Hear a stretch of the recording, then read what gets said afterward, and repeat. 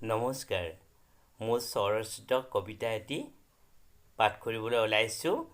কবিতাৰ শিৰোনাম শৰতৰ পৰশ। শৰতৰ আকাশত সোণোৱালী আৰু শুভ্ৰ মেঘৰ মেলা, অপৰূপ ৰূপ লাৱণ্যৰে ভৰা। মৰ্তত সুন্দৰ সুঠাম সেউজী ধৰণী, আই লখিমীৰ কৃপাত পথাৰ সেউজী। শৰতৰ পৰশত আমোল মলাই শেৱালিৰ সুবাস, নিয়ৰত তীৰে বিৰাই শেৱালিৰ পাহি।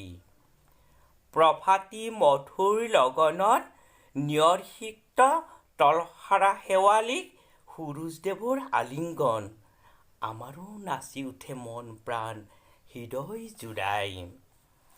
শাৰদীয়ে ৰাণীৰ আগমন, উত্ৰাৱল আনন্দত মতলীয়া জনগণ।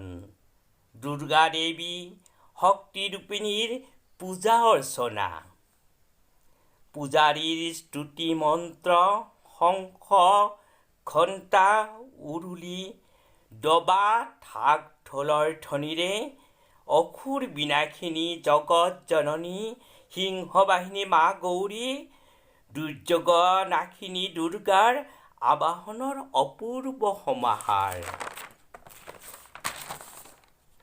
জাতি ধৰ্ম বৰ্ণ গুৰি নিবিচাৰি ভক্তগণৰ মহামিলন, ভেদাভেদ পৰিহৰি একতাৰ দলেৰে সাঙুৰি লয় এয়া যে প্ৰীতি মিলন।